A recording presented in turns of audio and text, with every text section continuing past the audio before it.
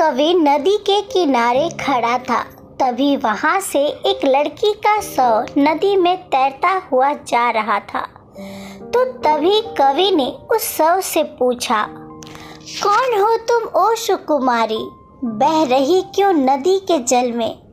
कोई तो होगा तेरा अपना, मानव निर्मित इस भूतल में। किस घर की तुम बेटी हो, किस क्यारी की कली हो तुम?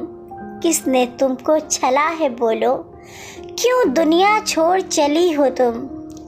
किसके नाम की मेहंदी बोलो, हाथों पर रची है तेरे? बोलो किसके नाम की बिंदिया, माथे पर लगी है तेरे? लगती हो तुम राजकुमारी या दीवलोक से आई हो? उपमा रहित ये रूप तुम्हारा, ये रूप कहाँ से लाई हो? कवि की बातें सुनकर लड़की की आत्मा बोलती है, कवि राज मुझको क्षमा करो, गरीब पिता की बेटी हूँ, इसीलिए मृत मीन की भांति जलधारा पर लेटी हूँ। रूप रंग और सुंदरता ही मेरी पहचान बताते हैं। कंगन चूड़ी बिंदी मेहंदी सुहागन मुझे बनाते हैं। पिता के सुख को सुख समझा, पिता के दुख में दुखी थी मैं। जीवन के इस तन्हा पथ पर पति के संग चली थी मैं।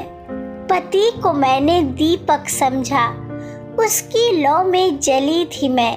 माता पिता का साथ छोड़ उसके रंग में ढली थी मैं। पर वो निकला सौदागर, लगा दिया मेरा भी मोल। दौलत और दहेज के खातिर पिला दिया जल में विष घोल। दुनिया रूपी इस उपवन में छोटी सी एक कली थी मैं। जिसको माली समझा उसी के द्वारा छली थी मैं। ईश्वर से अब न्याय मांगने सब सैया पर पड़ी हूँ मैं। दहेज की लोभी इस संसार में दहेज की भेंट चढ़ी हूँ मैं।